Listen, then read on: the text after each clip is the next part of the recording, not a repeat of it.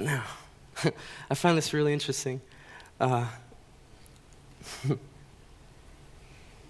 this, love is perfected with us, so that we may have confidence in the day of judgment, because as he is, so also are we in this world. That's verse 17. I want to quick turn to Matthew chapter 4, verses 16 through 17.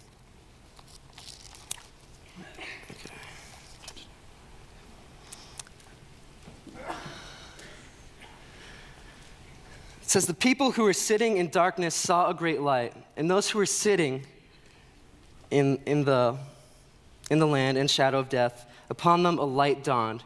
From that time, Jesus began to preach and say, repent, for the kingdom of heaven is near. He was the light of the world. Okay, and then a chapter later, chapter 5, verse 14 through 16, he says this, a chapter later, you are the light of the world. A city set on a hill cannot be hidden. Nor does anyone light a lamp and put it under a basket, but on the lampstand it gives light to all who are near. Let your light shine before men in such a way that they may see your good works and glorify your Father who is in heaven. Okay, so Jesus equals light. And if Jesus is in us, then we are light. We are the light of the world with Jesus in our lives. Okay? That is what it means to be the light of the world. It's not apart from Jesus, because apart from him, you can do nothing. Jesus lives in us when we live in love. But coming back to 1 John chapter 17, or verse 17, it says, by this love is perfected with us, so that we may have confidence in the day of judgment, because as he is, so also are we in this world. Because as he is, so also are we in this world. Revelation chapter 3, verse 21 says this, he who overcomes, I will grant him to sit down with me on my throne, as I also overcame and sat down with my Father on his throne. But the question is, how do we overcome?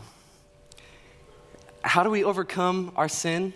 How do we overcome the world and not conforming to that? How do we overcome ourselves and our sinful nature? How do we do it? That's the question. And I've thought about this a lot. And I am right with you guys when I struggle with this. I'm right with you. It's a journey to overcome. And it takes a lifetime for sure. And you got to continue to overcome. But Jesus told us how. Is there a tornado or something? Oh, okay. He tells us this in Luke chapter 9, verses 23 through 24. And he was saying to them all, this is Jesus, if anyone wishes to come after me, he must deny himself and take up his cross and follow me. For whoever wishes to save his life will lose it. Whoever loses his life for my sake, he is the one who will save it. For what has a man profited if he gains the whole world and loses or forfeits himself? In order to live in love, we must take up our cross and die daily, as Christ called us to. We must deny ourselves. We must say no to sin. And we need a new perspective. We need a new attitude. Because in America, we're taught to fulfill the self, to get everything you want, get everything you can, whatever feels good, do it. It's all about me, me, me. When really it's all about Christ, and it's about other people. He called us to love him with everything that we have, and to tell others the good news, and to serve one another and love one another. So we need to repent of our sinful and selfish ways and love Christ. We need to turn. John 14:23 says this. Jesus answered and said to him, if anyone loves me, he will keep my commands. And my Father will love him, and we will come to him and make our abode with him. There it is again. He wants to live within us. He wants the world to know that Jesus Christ was sent by God to change the world. Not to condemn the world, but to save the world. To save you guys. To save you. Repent. Turn from your ways. Obey Christ. But to continue in love, you need a change of attitude, a flip in perspective. And we come to that in Mark chapter 12, starting at verse 28. One of the scribes came and heard them arguing, and recognizing that he had answered them well, asked him a commandment, which commandment is the foremost of them all? Jesus answered, the foremost is, and then he stops. As if he were like looking back on all of history of what the world did and what all the sin that Israel committed. And he says, hear, O Israel, the Lord our God is one Lord.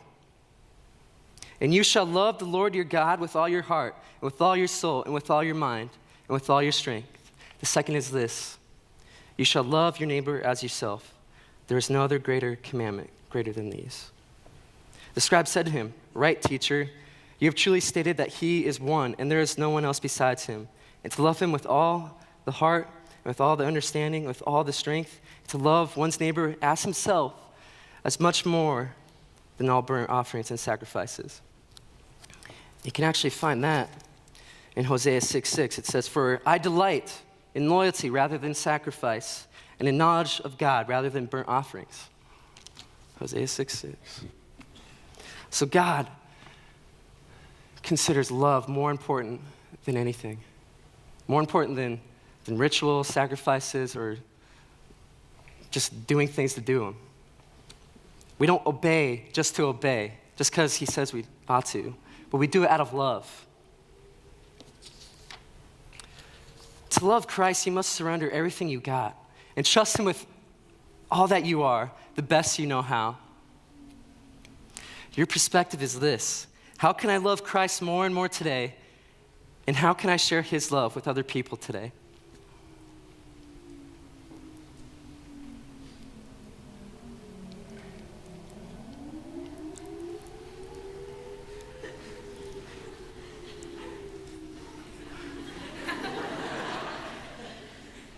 Take shelter, everyone. No, but God is our rock, he is our shelter. So in him we are safe.